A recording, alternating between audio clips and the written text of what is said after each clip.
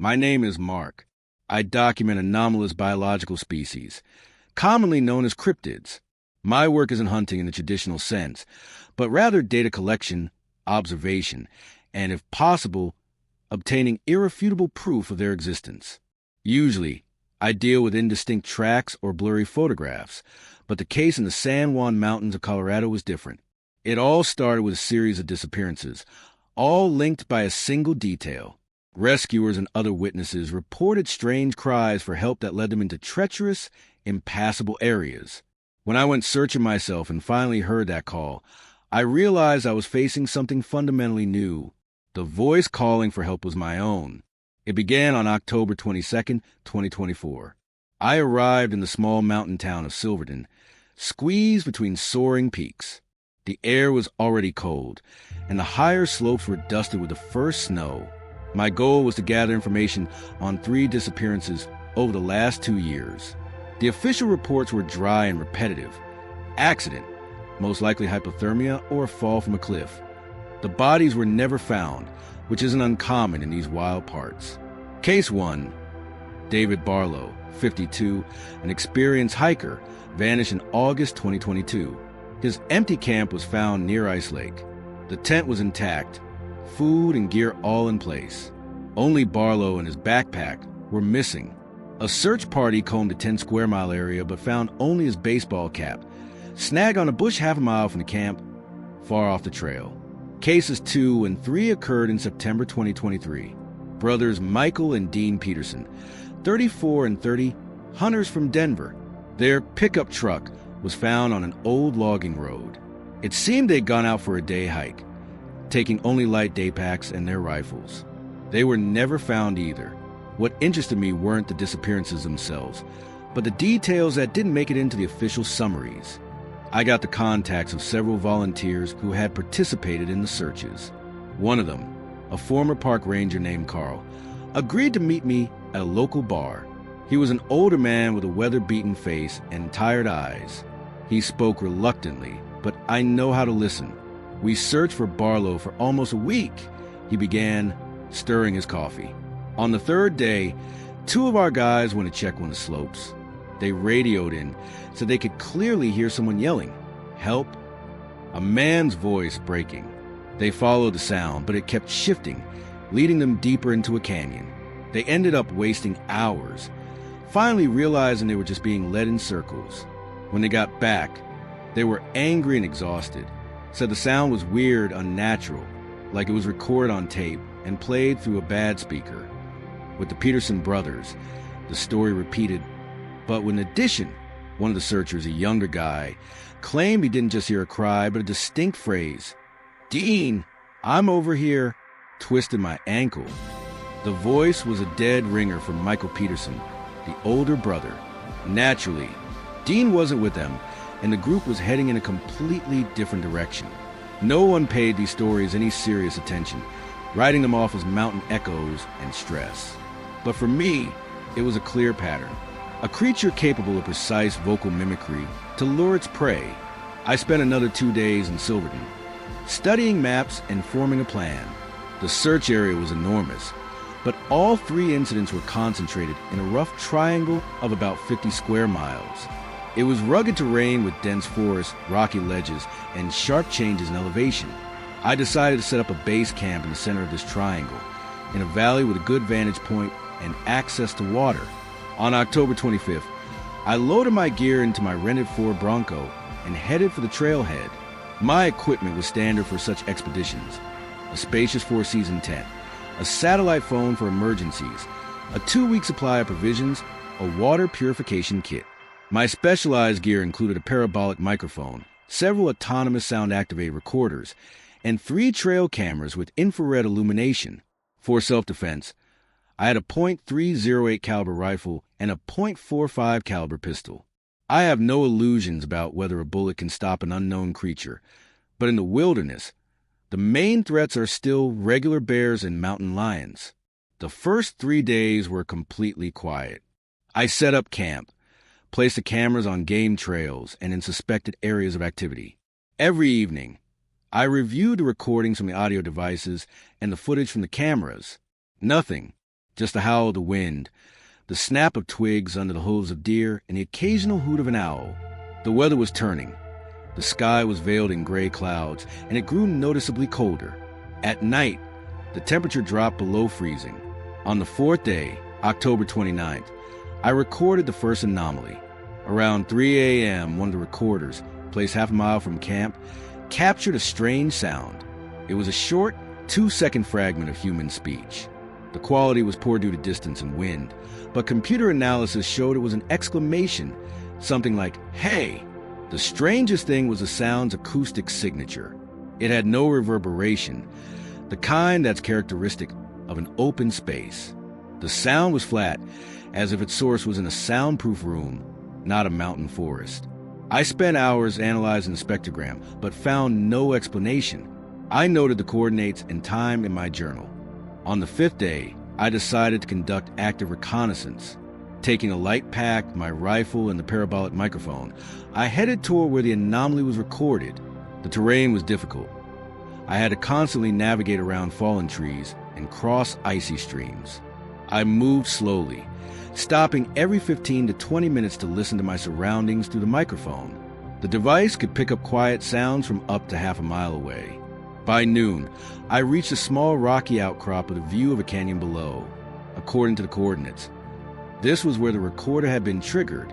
I found nothing unusual, no tracks, no broken branches, no signs of a large animal's presence.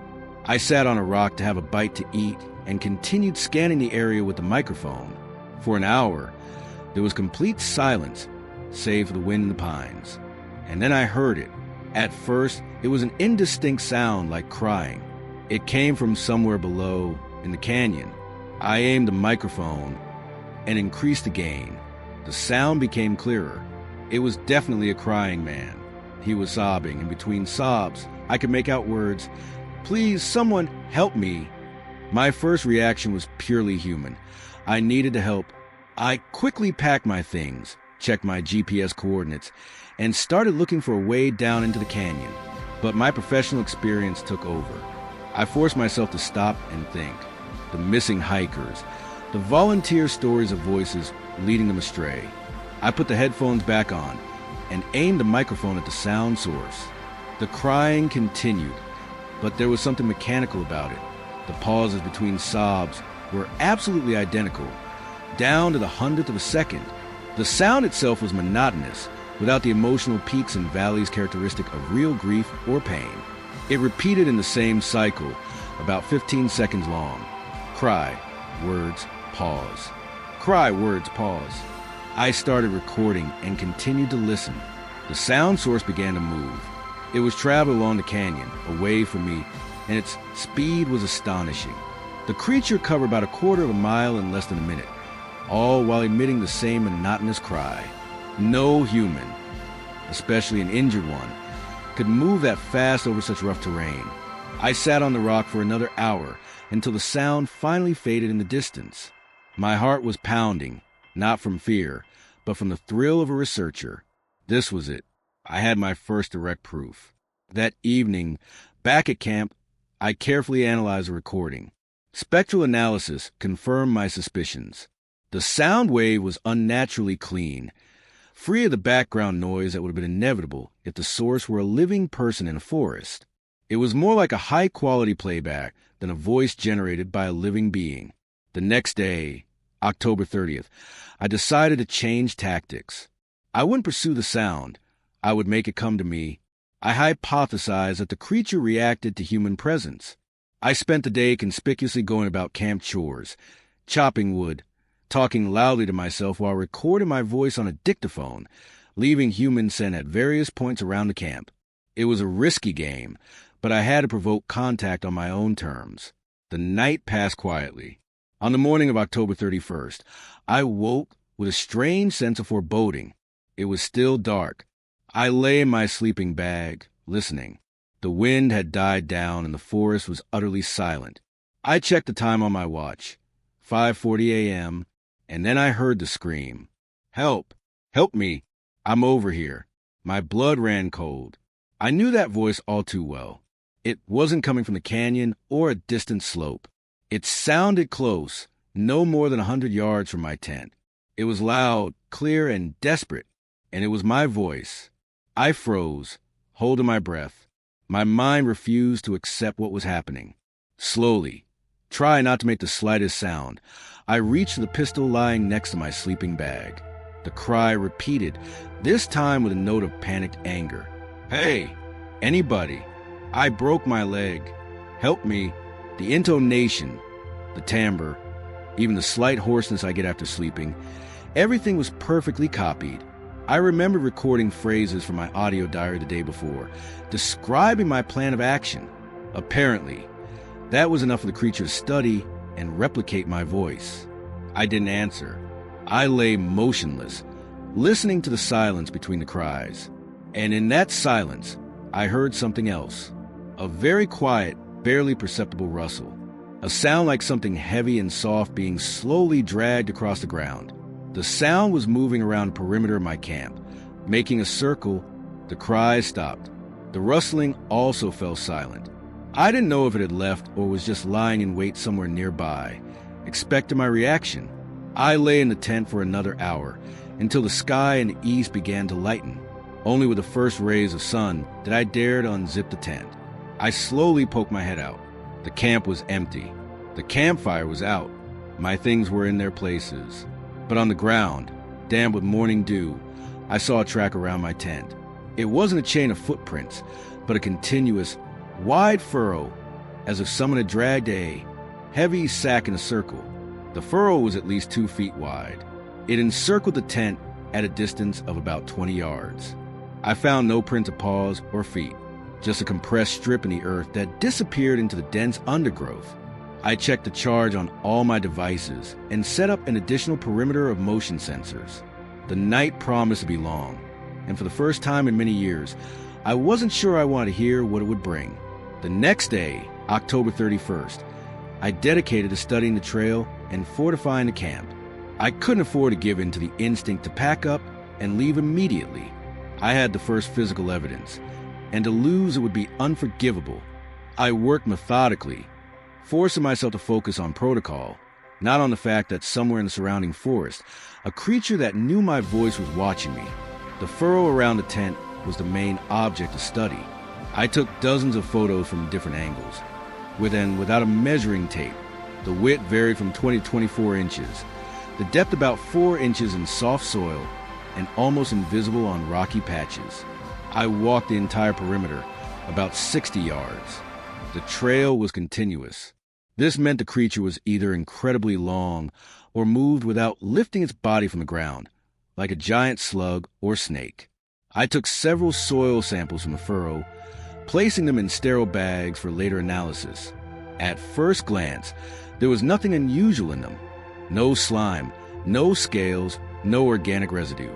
Then I checked the recordings from the cameras and dictaphones. As I suspected, the cameras had filmed nothing. I had placed them facing the trails, while the creature approached from the dense forest, staying out of the lens's view. But the audio recordings yielded results. The recorder closest to the tent had clearly captured both the cries of my voice and that same rustling sound. I loaded the audio file onto my laptop and processed it, filtering out the wind noise. The dragging sound was low frequency, dull. When I amplified it, I could distinguish a complex structure, a dull thud followed by a prolonged hissing, like the friction of hundreds of tiny, stiff bristles against the ground. It wasn't the sound of a sack or a soft body being dragged. It was something else, more complex in its mechanics of movement. Most important was the analysis of the voice itself. I isolated a fragment where the creature yelled help, and compared its spectrogram with my own voice, recorded the day before. Visually, they were nearly identical. The amplitude frequency response, the intonation pattern, the formant frequencies, everything matched with margin of error within 1 to 2%. It was an incredibly precise imitation, unattainable by any known animal mimic, like a lyrebird. But there was one difference. In the highest frequency range, on the edge of human hearing, around 18 to 19 kilohertz, the imitator's voice contained a constant, narrow band peak. It was an almost inaudible ultrasonic component that was completely absent from my own voice. It seemed like a byproduct, an artifact of the sound generation process. Perhaps it was the resonance of some biological structures responsible for the mimicry. This discovery was critical. I had found the creature's acoustic signature. It was its flaw. I spent the rest of the day fortifying my position. I realized that staying in the tent was suicide. It was a soft, vulnerable shell. I needed solid shelter. I studied my topographic maps. About 2 miles northwest of my camp, on a mountainside, was a symbol for an abandoned mine or structure. The maps were old, but it was my only chance. I decided to relocate there the next morning. The night from October 31st to November 1st was the most tense of my life. I didn't sleep a minute. I sat in the tent, rifle on my lap, headphones connected to the parabolic microphone. Every half hour, I slowly rotated the microphone, scanning the forest sector by sector. The silence was absolute, unnatural. Even the usual night sounds were gone. It felt as if the entire forest was holding its breath. The creature didn't appear. It made no sound. Perhaps it realized its first attempt had failed and was now changing tactics. Or it was simply watching. That thought was far more disturbing than an open attack. On the morning of November 1st, as soon as it was light, I started breaking camp. I worked quickly but without panic, constantly scanning my surroundings. Every snap of a twig made me freeze and raise my rifle. The feeling of being watched was almost physical. I left one of the cameras behind, aimed at the clearing where my tent had stood. If it came back, I wanted to record it. The journey to the abandoned mine took almost 3 hours. I navigated by compass, pushing through dense undergrowth. The pack was heavy, and the tension was more exhausting than the physical exertion. I tried to choose a route where my back was covered by rock outcroppings, minimizing directions of a possible attack. Halfway there, I found it, the remains of a deer. At first, I thought it had been taken down by a bear or a mountain lion, but as I got closer, I realized that wasn't it. The carcass wasn't torn or eaten. It was crushed. The rib cage was caved in, the pelvic bones and spine reduced to a mash. There wasn't a drop of blood around, as if the animal had first been drained and then squeezed by a hydraulic press. On the ground around the carcass, I saw the same furrow as around my camp. It led from the deer deep into the thicket. Now I understood the creature's hunting mechanics. It lures the victim with its voice and then crushes it with its mass. It probably feeds on blood or internal fluids, sucking them out after the kill. Finally, I reached my destination. It wasn't a mine, but an old prospector's cabin, built, by the looks of it, in the early 20th century. It was built into mountainside. 3 of its walls were made of rough boulders, and the 4th, with a door and a single small window, was made of thick, time-blackened logs. The roof had sagged, but was mostly holding. It was the perfect shelter. I spent an hour checking the cabin. It was empty inside, except for a layer of dust, rotten straw, and a rusty iron stove in the corner. I barricaded the window from the inside with a couple of thick planks I found nearby and reinforced the door by propping it with a heavy stone block. Now, the only way in was with my help. After setting up my gear, I created an early warning system. I installed 2 motion sensors on the approaches to the cabin, connecting them to an audible alarm inside. I aimed one of the cameras directly at the door. Then, I sat down at my laptop and wrote a small script for my audio analysis program. The program would now analyze the sound from the parabolic microphone, which I positioned in the window opening, in real time. It was searching for that specific ultrasonic signature at 19 kilohertz. If the program detected a match with the signature of over 95%, a red alarm would flash on the laptop screen. I was no longer just a victim. I had a tool to see through the deception. I could distinguish a real human voice from an imitation. As darkness fell, I turned off my lantern and settled in to wait. The cabin was pitch black and silent. The only lights were the laptop screen and the small green LED on the motion sensor alarm. I sat with my back to the stone wall, rifle at the ready. The hours ticked by agonizingly slowly. 8 p.m., 10 p.m., midnight. Around 2 a.m., a sound came from outside. A woman's cry, quiet and plaintive, from the direction of the canyon. "Help me! I'm so cold. I'm lost, the voice pleaded. I aimed the microphone towards it. Immediately, the red indicator on my laptop screen lit up. The program had detected the ultrasonic peak. It was a trap. The creature had changed its voice, choosing a more defenseless, female one. It was persistent. I didn't react. The crying continued for about 10 minutes, then shifted and faded away. The creature was testing a new bait. An hour later, it tried again. This time, it was a child's voice. "Mommy, where are you? I'm scared." Again, the indicator flashed. I remained motionless, staring at the screen. I felt like a sonar operator on a submarine, listening for an enemy destroyer. It tried twice more during the night. First, the voice of an old man calling for his dog, Buddy. Then my voice again, but this time not screaming, but calmly calling out, "Mark, you in there? It's Sam from the search party. We're looking for you." Each time, the program flawlessly identified the fake. The creature was cycling through all possible options, trying to find one I would react to. It didn't know that I could hear right through it. Towards morning, with less than an hour until dawn, silence fell. It stopped its attempts. I thought it was over for the night. But then, one of the motion sensors went off. The alarm let out a short, sharp beep. The sensor was 30 yards from the cabin, on the path leading up the slope. I slowly crawled to the window, pushed the board aside an inch, and peered through the crack. It was still too dark to see anything. I pressed my ear to the wall. Silence. And then I heard a new sound. It wasn't coming from outside. It was coming from right behind me, from inside the cabin. A quiet, scraping rustle. It came from the back stone wall, the one I had thought was solid rock, part of the mountain. The scraping was like someone slowly moving a heavy stone. I spun around, aiming my flashlight beam at the wall. In the center of the masonry, between two huge boulders I hadn't noticed before, was a narrow vertical crack. And from this crack, something dark and wet was looking at me. It made no sound. It was just there. The creature hadn't tried to get in from the outside. It was already inside. It had been waiting in the rock, of which the cabin seemed to be a part. The moment the flashlight beam snatched the wet, dark mass from the gloom in the wall's crevice, time slowed down for me. My mind, trained to collect and analyze data, began to register details with detached precision. The mass had no definite shape. It was charcoal black with a glossy sheen, like wet obsidian. It had no eyes, limbs, or any recognizable organs. It was simply there, filling the gap between the boulders. It pulsed slightly in time with a deep, low-frequency hum that I felt more in my chest than heard with my ears. I didn't shoot. There was nothing to shoot at, no clear target. Besides, instinct told me a .308 caliber bullet would be useless against a mass capable of shifting a multi-ton boulder.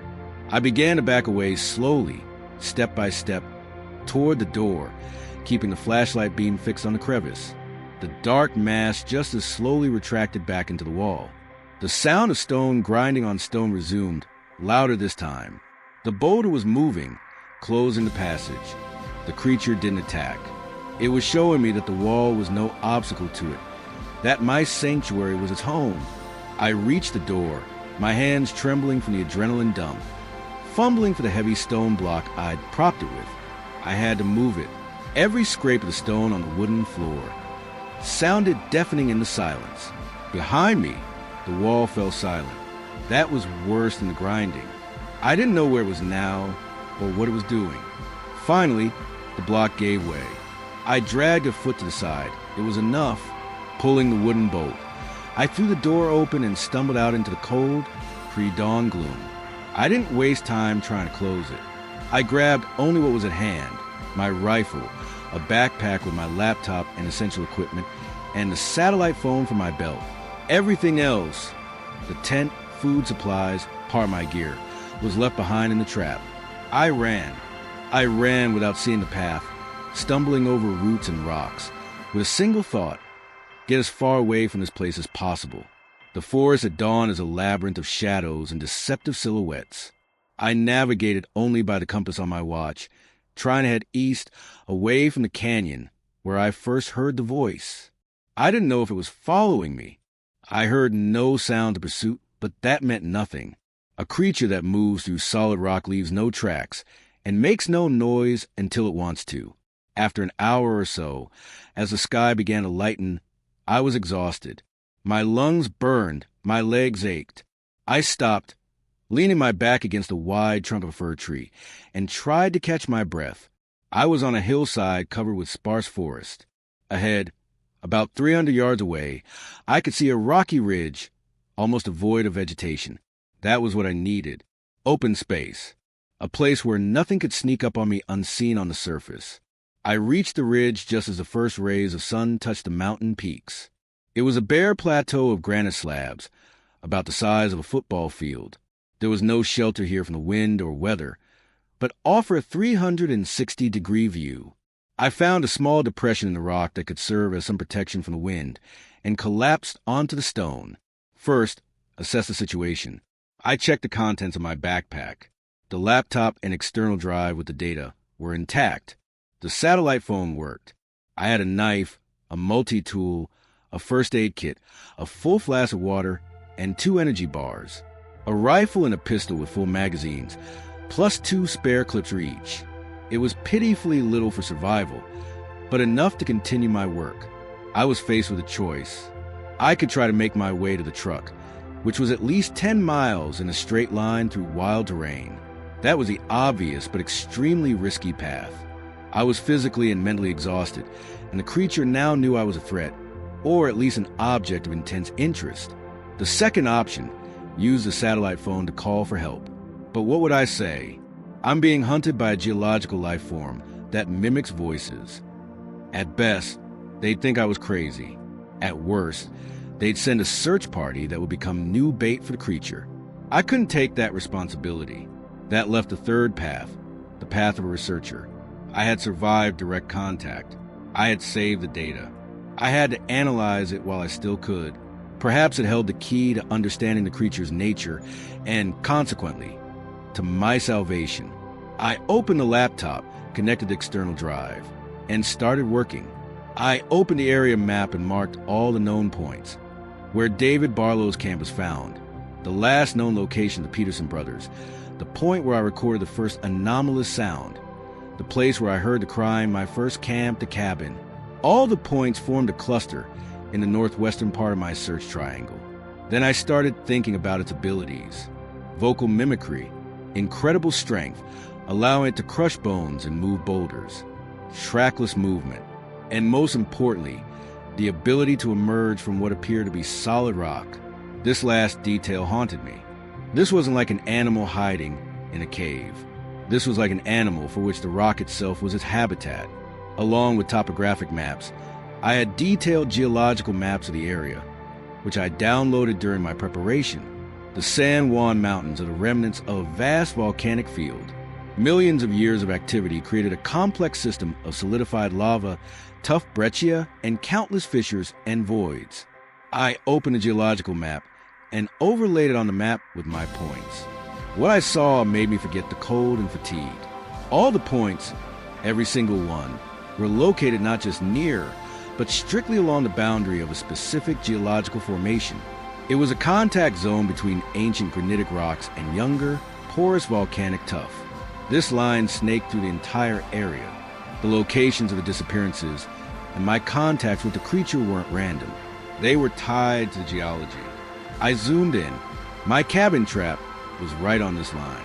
The back wall, made of boulders, was essentially an outcropping of the tuff formation. The creature didn't come into the cabin. It came out of the wall, because the wall itself was part of its world, its tunnel system. Suddenly, it all made sense. The furrow it left, it wasn't crawling on the surface. It was moving just beneath it, in the loose soil or upper rock layers, its body pushing the ground upward. The lack of tracks. It didn't need legs to move within its environment. The ability to move the sound source so quickly. It was simply broadcasting it from different exits of its subterranean network.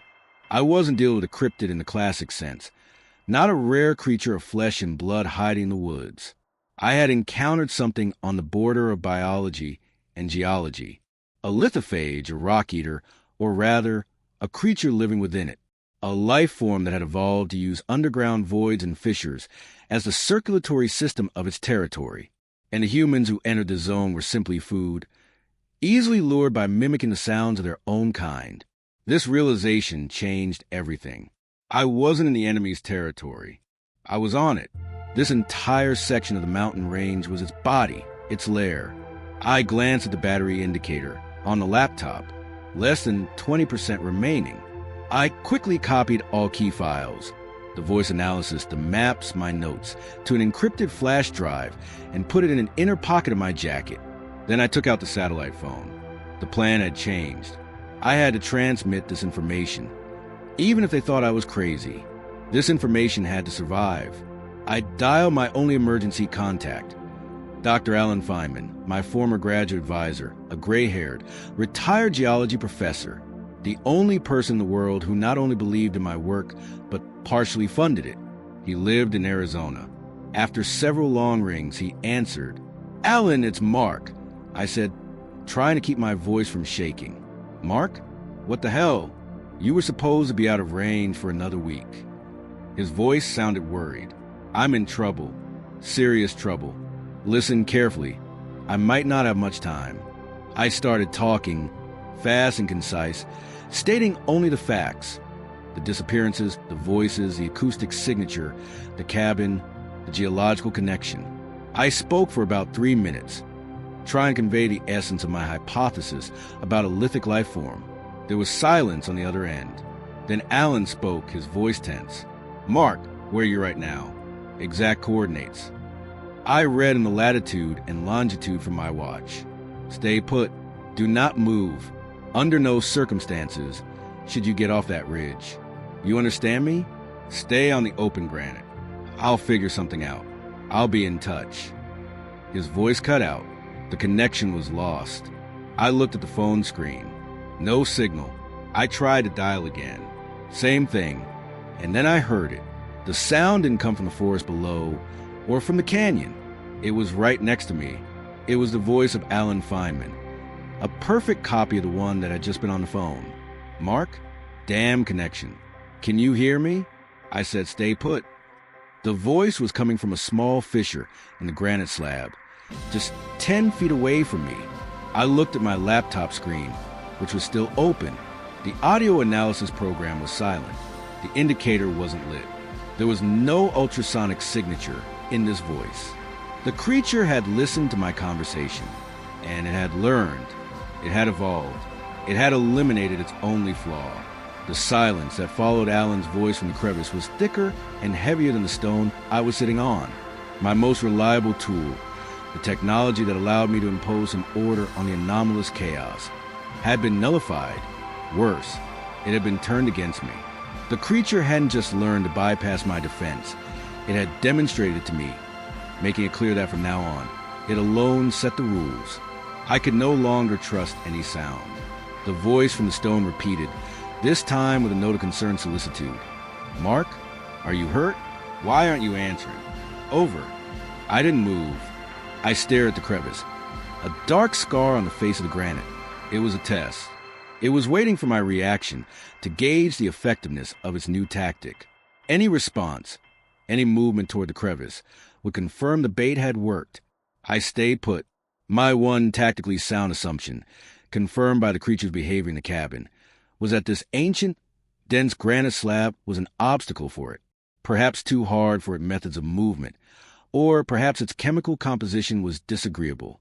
This slab was my island in an ocean of hostile geology, and I wasn't about to leave it for some vocal tricks. Realizing I wasn't reacting, the creature changed its approach. The psychological warfare began. After half an hour of silence, my own voice came from another crack, this time to my left. Not a scream, but the voice I used for my audio diary. Day 7. Batteries dying. Supplies almost gone. Misjudged the risks. These were exact phrases from my report the day before. It was digging into my memory, using my own fears and doubts to break me. I took earplugs from my first aid kit and inserted them tightly. The world of sound vanished, replaced by the dull thrum of blood in my head. Now I relied only on my sight. I methodically scanned perimeter of my granite island, peering into every crack, every shadow at the edge of the forest. By noon, it deployed a new tactic. At the edge of the plateau, where the forest began, I saw movement. Two figures, a man and a woman in bright hiking jackets. They walked leisurely, laughing, pointing at something off to the side. They looked completely real, but they made no sound, or rather, I couldn't hear them through the earplugs. But I knew it was an illusion. No one could have ended up here by chance. It was a visual deception, like a projection, a complex play of light and shadow at the edge of my vision. The figures walked along the forest line and dissolved as suddenly as they had appeared. The creature was testing all my sensory channels. The day dragged on endlessly. A cold wind blew relentlessly, sucking the remaining warmth from my body. I ate one energy bar and took a few sips of water. I had to conserve it. By evening, the sky was covered with heavy, leaden clouds. It started to rain, a cold drizzle at first, which quickly turned into a downpour. The night on the open plateau under the pouring rain was the worst of my life. I pulled on everything I had, but my thin jacket quickly soaked through. The temperature dropped to near freezing. My body began to shake with uncontrollable shivers. Hypothermia was no longer just a threat, but a reality. Thunder and lightning turned the night into a stroboscopic nightmare. The noise of the rain and wind was deafening, and I took out the earplugs. In this chaos of sound, any of the creature's tricks would be drowned out. It was during the height of the storm that I saw it. It wasn't an illusion. A flash of lightning momentarily illuminated the far edge of the plateau, and in the light, I saw movement. From a wide tectonic fissure that split the granite slab, something black was slowly rising. It didn't look like an animal. It was a column of the same black, wet material I had seen in the cabin. About a foot in diameter, it rose 6 or 7 feet above the ground, bending slightly, like a giant blind worm exploring a new world. It had no organs, but I felt it was looking in my direction. It didn't approach. It just hung in the air, swaying in the wind. I watched it through my rifle scope. The crosshairs centered on the dark mass. But again, I didn't fire. This wasn't an attack. It was a demonstration of power. It was showing me that the granite was not an absolute defense, that it could appear even here if it chose to. After a few minutes, the column slowly retracted back into the fissure, leaving only wet stone behind. I survived the night, but by morning, I was on the verge of physical collapse. The rain had stopped, but my entire body was one solid knot of cold and pain. The water in my flask was gone. I knew that if I stayed here another day, I would die of exposure and dehydration. The creature could just wait. Time was on its side. I had to act. I had to take a risk. I took out the satellite phone. The battery was almost dead, but the screen still glowed. I opened the saved maps and began frantically searching. There had to be something, some landmark, some goal, and I found it. About 3 miles to the southeast, on the slope of a neighboring mountain, was a symbol I had previously ignored. Pumping Station Defunct. An old pumping station, probably for one of the mines. Most likely, only ruins remained, but it was a man-made structure, which meant there was metal, pipes, machinery. A desperate, almost insane theory began to form in my mind. The remains of the deer, crushed but not eaten, blood drained. Hemoglobin, iron. What if the creature's metabolism required certain trace elements that it gets from the blood of its victims? What if its own biology, based perhaps on silicon, as I suspected, reacts poorly with concentrated iron or its oxides? Rust. It was a wild guess, based on circumstantial evidence and pure intuition. But it was all I had. A pumping station meant dozens, if not hundreds, of feet of old, rusty iron pipes. It could be my only chance. I had to go. Staying here meant certain death. Moving meant almost certain death, but with a ghost of a chance. I got to my feet. My muscles seized from the cold. My head spun. I looked in the direction where the station was on the map. And at that moment, from the crevice at my feet, a voice spoke again. Alan's voice, calm, almost fatherly. "Don't go, Mark. Don't do anything foolish. You're safe here. Out there is only stone." There was no threat in its voice. It was a statement, a fact, It wasn't trying to lure me. It was trying to keep me on my island, where I would slowly and predictably die. It was so in control that it could afford to tell the truth. I ignored it.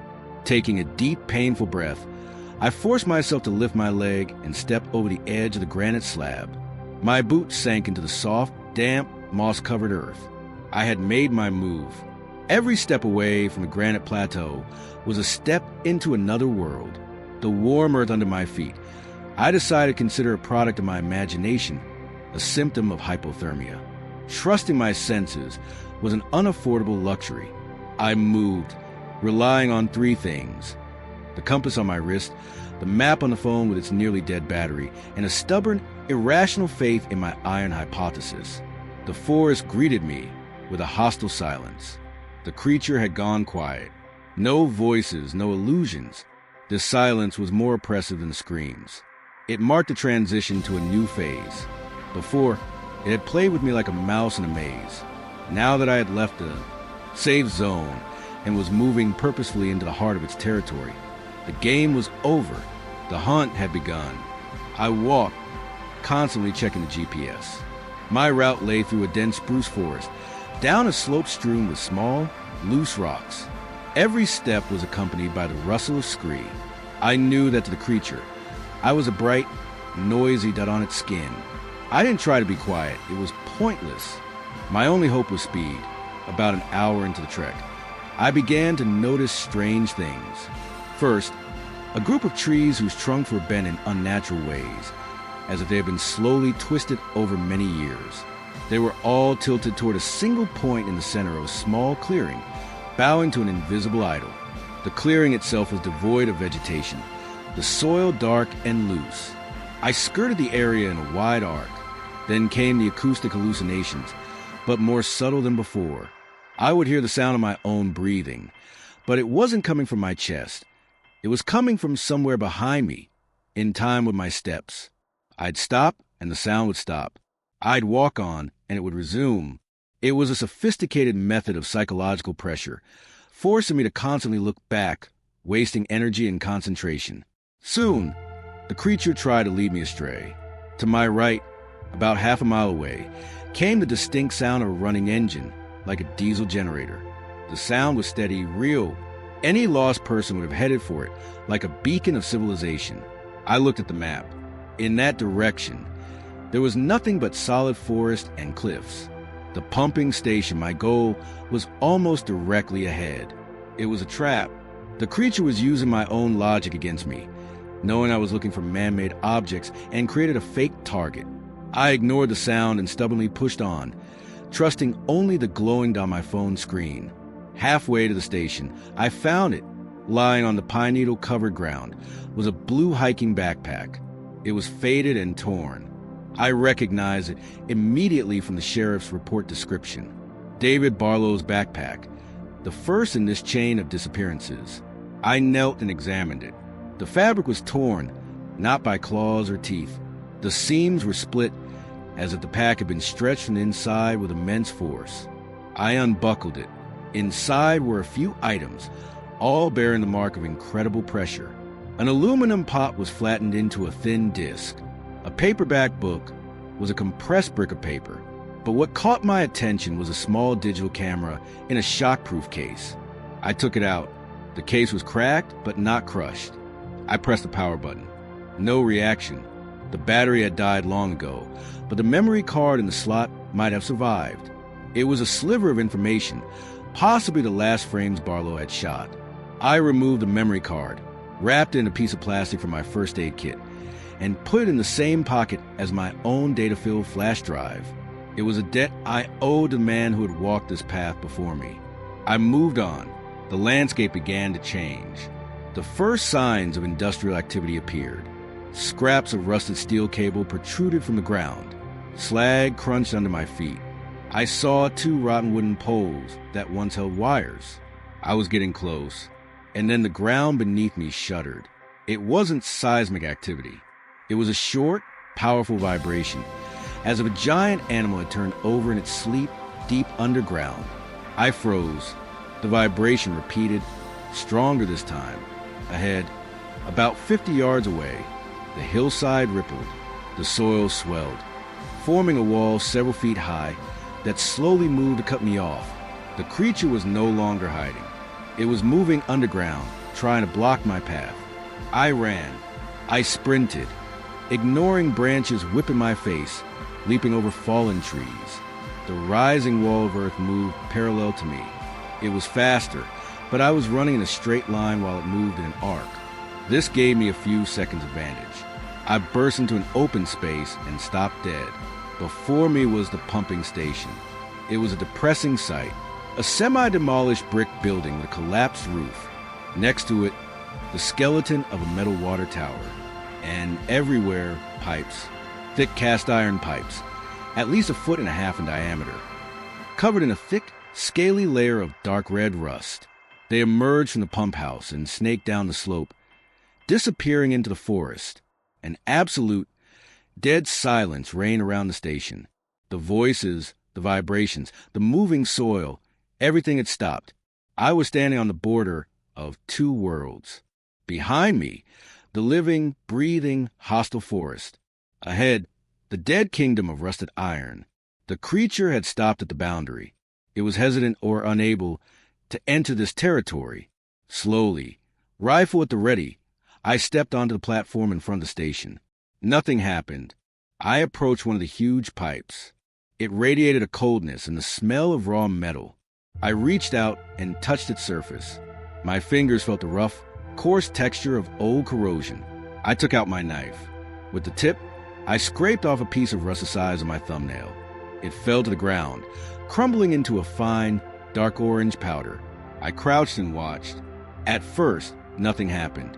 But after a few seconds, I noticed the soil where the powder had fallen began to change.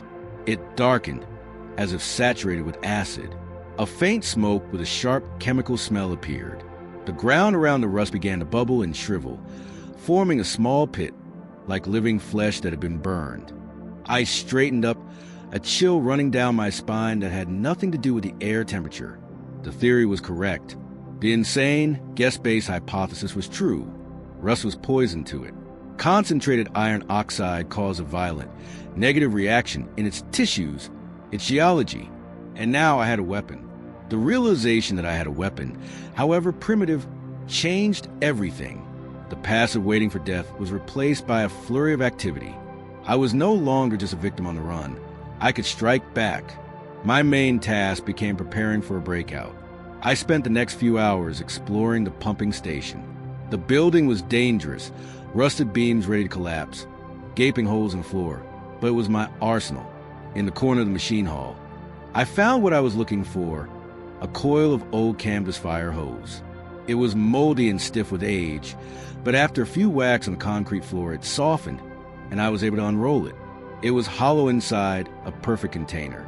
Methodically, inch by inch, I scraped rust from the huge pipes with my knife. It was slow, tedious work. The rust fell as a fine, caustic dust that got in my nose and throat. I filled the entire fire hose with rust, tamping it down tightly. The result was a long, heavy sausage weighing about 20 pounds. I slung it over my shoulder. Then, I found several old tin cans and filled them to the brim with rust, creating 3 improvised grenades. My arsenal was ready. Now I needed a plan. The goal remained the same, the truck, but the path to it was no longer a panic flight. It was a carefully planned operation. I was going to use the rust to create a sterile corridor, a line on the ground that the creature couldn't cross. I would literally draw my path to salvation on its body. But first, I needed to test it. A hypothesis confirmed on stationary ground had to work against an active opponent. I walked to the edge of the station's safe zone, where the rusted earth ended and the forest began. I took a deep breath and took 10 steps forward, onto the creature's territory. I waited. A minute passed, then 2, and then the ground beneath my feet began to vibrate, faintly at first, then stronger and stronger. 20 yards away from me, the soil began to swell. The creature had responded to my incursion. It was coming for me. When the earthen wall rose about 1 foot high and began moving toward me, I acted. I took one of the tin cans and threw it with all my might, aiming for it to land directly in front of the moving wall. The effect exceeded all my expectations. The moment it can hit the ground and the rusty dust scattered across the surface, a sound erupted. It was not a voice. It was its own, true sound, a high-frequency, ear-splitting shriek, like the screech of 1,000 pieces of metal on glass. It was so powerful, I physically felt it as a blow to my eardrums. The swollen earth convulsed violently. From the spot where the rust had landed, thick, yellowish-gray smoke billowed, with a nauseating smell of ozone and burnt organics. The earthen wall collapsed and jerked backward, retreating into the depths like a scorched limb. I backed away onto the station's territory, stunned and shaken. The weapon worked. It worked almost too well. I wasn't just scaring it. I was causing it unbearable pain. This realization brought no joy, only cold resolve. I was ready. I double-checked my meager gear, clipped the grenades to my belt. The journey was long, about 5 miles in a straight line, but I had to make it. I began my trek. I walked slowly and methodically. With one hand, I held my rifle. With the other, I held in a fire hose, from which a thin, continuous stream of rust trickled onto the ground. Behind me, a narrow orange line remained, my line in the sand, my only defense. The creature didn't give up. It couldn't cross the line, but it moved parallel to me, underground. I constantly felt the vibration to my left or right, and it started using voices again, but now with a different purpose, not to lure, but to distract. As I was climbing over a fallen tree, trying not to break my rusty line, a desperate woman's cry came from behind me. "Look out! Behind you!" I instinctively flinched, almost dropping the hose. A trap, preying on reflexes. I forced myself not to react. 2 hours into my journey, I hit a problem.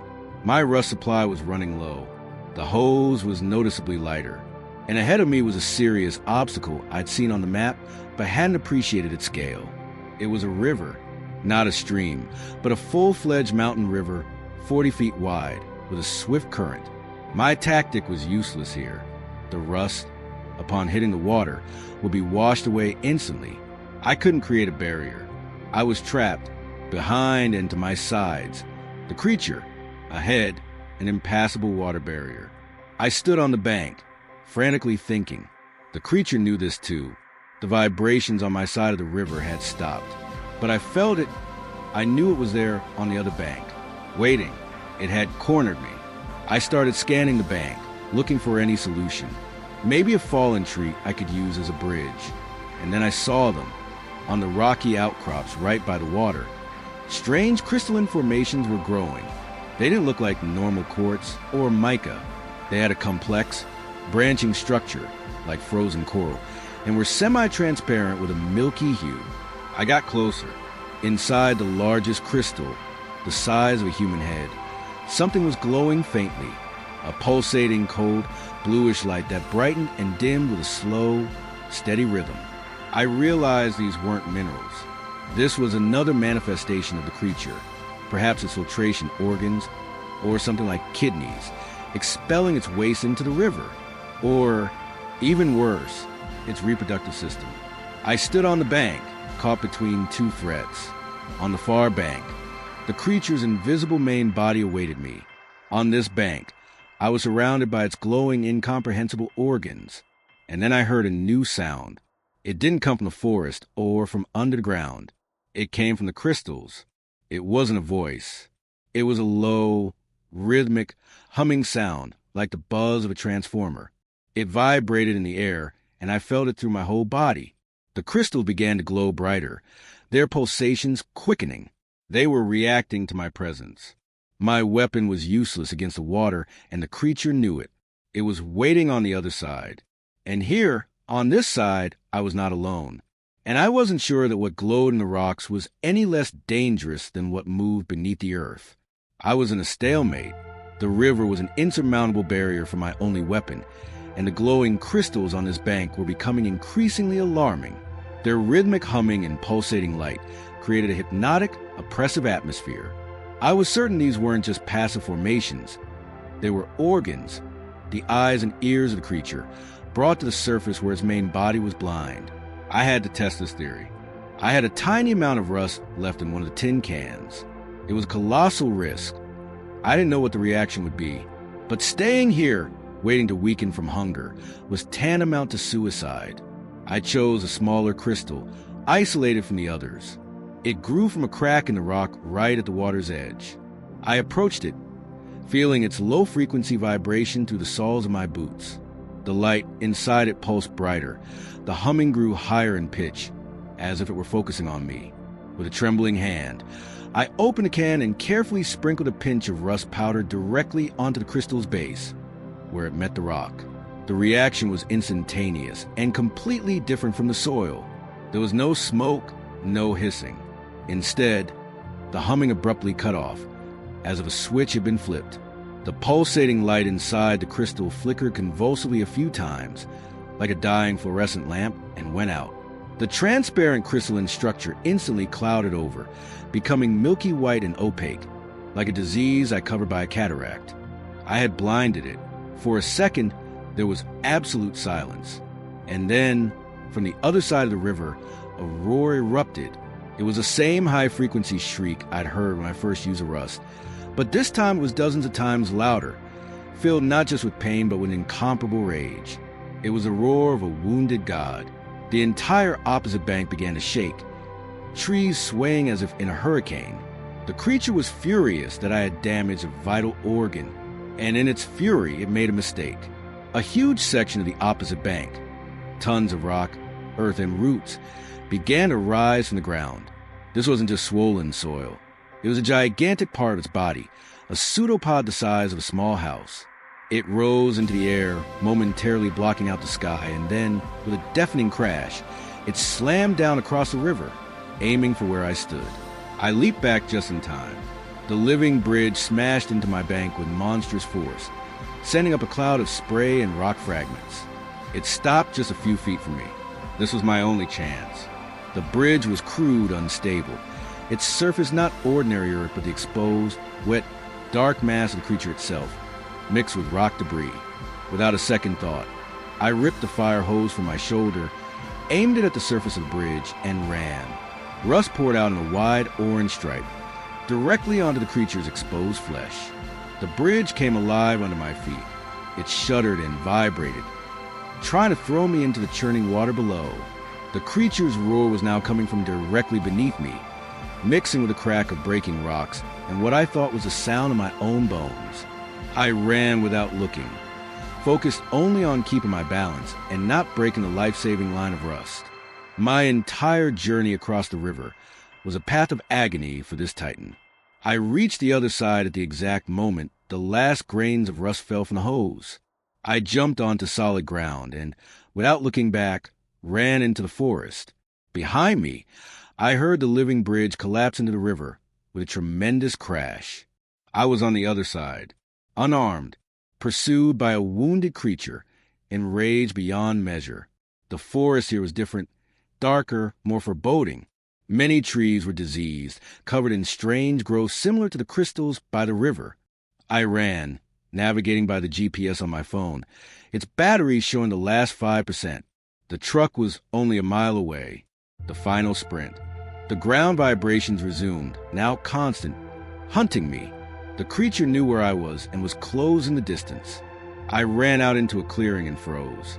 In its center was what could only be the final destination for all that disappeared. It was a perfectly circular pit in the ground, about 30 feet in diameter. Its edges sloped smoothly downward into darkness, like a funnel. The surface of this funnel was smooth, polished to a sheen, like molten rock. This was its mouth, its digestive maw, the place where it brought its prey. Scattered around the edge of this pit were the last traces of those who had been here before me. A lone hiking boot, a crushed flask, a hunting knife with a broken blade, a pair of glasses with a snapped arm. All doubt was gone. This was it, the heart of its domain. I stood at the edge, mesmerized and terrified. I had found its lair, but that knowledge was useless to a dead man. I looked at my phone, 1% battery, and then I saw something I hadn't seen in days. In the top corner of the screen, a cell network icon was glowing. 1 week, unstable bar. The elevation and open space of the clearing must have allowed the phone to catch a signal from a distant tower. I had one chance. Not for a call, but for a data transmission. My fingers, numb from cold and stress, barely obeyed. I created a new email. Recipient: the official email address for the geology department where Alan once worked. Subject: SAN-1 active alpha evidence. I attached 2 files: the audio recording of the creature's authentic, non-human shriek, and the one clear photo of a glowing crystal I had managed to take by the river. It was all I could send. My report, my last will and testament. I hit send. The sending icon appeared. Time stretched on agonizingly. I watched the progress bar, praying to all the gods I had never believed in. The bar reached the end. Message sent. And in that same second, the phone screen went dark. The battery was finally dead. Behind me, a sound, a calm, even horrifyingly familiar voice. My own voice. That was a mistake, Mark. I slowly turned. 10 steps away, at the edge of the clearing, stood a figure. It was made of the same black, wet, shimmering mass as the pseudopod in the river, but now it had a distinct anthropomorphic form. My form, a roughly sculpted, 6-foot-tall dark silhouette, mimicking my outline. It wasn't hiding underground. It had come to the surface to finish things personally. Before me stood my reflection, sculpted from darkness and stone. It was crude, without details, like an unfinished sculpture. The surface of its body constantly shifted, shimmering like an oil slick on water. It had no face, but I felt its attention on me, cold, inhuman, analytical. Your actions are illogical, my doppelganger said in my voice. There was no anger, no threat. It was a statement of fact. Your survival violates a natural order. I was silent, slowly backing away a step. My brain, running on the last fumes of adrenaline, was frantically analyzing what I saw. This wasn't the creature's main mass. It was an avatar, a localized, control form created for a specific task. My elimination.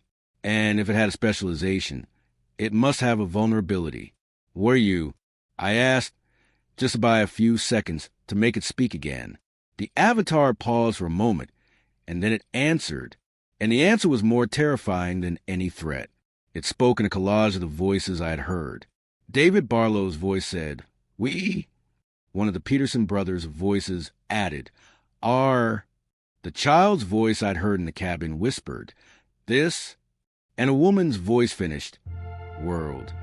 As it spoke, I noticed something. In the center of its chest, where a human heart would be, the avatar's matter was different. It glowed within with a faint, pulsating blue light, exactly like the crystals by the river. When it spoke, the glow intensified. This was its control center, its brain, or at least a transmitter linking this puppet to the main network. The avatar took a step toward me, raising a limb that only vaguely resembled an arm. I realized I had only one chance. I didn't aim the rifle. That was a long-range weapon. I dropped it and drew the pistol from my holster. The .45 caliber, a slow, heavy round designed to stop a threat. I let it get closer. At 10 feet, its hand was reaching for me. I raised the pistol, aiming not for the head or torso, but for the small, blue point of light. I pulled the trigger twice. The sound of the shots was deafening in the dead clearing. I didn't see the impacts, but the effect was instantaneous. The avatar didn't scream. It simply froze. The blue light in its chest flared violently and then went out. The perfectly smooth form began to lose its structure. It melted like wax, collapsing into a puddle of thick, black tar. The puddle silently seeped in the ground and vanished. Nothing was left in the clearing, but 2 spent shell casings and my footprints. Silence, for the first time in days. It was ordinary, natural silence. The ground's vibration had stopped. The forest was still, but now it was a calm stillness, not a lurking threat. I hadn't killed it. I knew that perfectly well. I had only destroyed one of its tools, one cell of its gigantic body, but I had bought myself time. The walk back to the truck was a blur. I moved on autopilot, feeling neither fatigue nor cold. The forest was no longer hostile. It was just a forest. An hour later, I reached the road. My Bronco was where I'd left it. covered in a layer of dust and pine needles. It seemed like an artifact from another, forgotten life. I put the key in the ignition. The engine started on the first try. I pulled onto the road and headed south, without looking back. A month has passed. I'm in a sterile hotel room in Denver, which I've rented for the long term. I've lost weight. I'm plagued by nightmares. But I'm alive, and I'm working. I bought a new laptop and a card reader. My main task was to examine what was on the memory card from David Barlow's camera. Most of the files were typical tourist photos. Mountains, lakes, flowers, a selfie of a smiling man in front of a waterfall. I scrolled through them, one by one, until I reached the end. The last 3 files weren't photos. They were videos. The first 2 were short, shot in the dark, with almost nothing visible. The third, final file was longer, about 30 seconds. The video was shot in a tight, dark space, likely a cave or crevice. The only light source was the camera's built-in light. The lens was aimed at the ground, at a surface made of the familiar dark, wet, rocky mass. In the center of the frame, something was growing from this mass, a small, milky white crystal, no bigger than an inch long. It was an exact copy of the ones I'd seen by the river.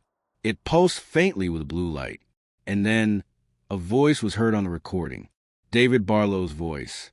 But it was different, monotonous, devoid of all emotion, like a broadcaster reading a weather report. Day 12, the lifeless voice said.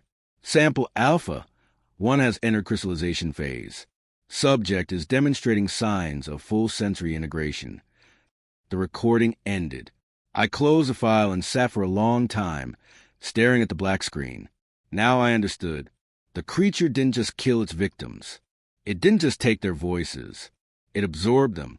It assimilated their consciousness, their knowledge, their memories, turning them into part of its own nervous system. The crystals I had seen, its eyes and ears, that's what they were. Barlow, the Petersons, and the other missing people. They weren't dead. They had become eternal, silent observers, embedded in the geology of this cursed place. And the most terrifying part was that during this transformation, they retained, at least at some stage, enough of themselves to document their own absorption. I opened the official report on Barlow's disappearance that I had downloaded earlier. There was one line in it that had previously seemed like just a dry, bureaucratic detail. Now it took on a new, horrifying meaning. The sheriff's report stated that David Barlow had no family. That was the only consolation.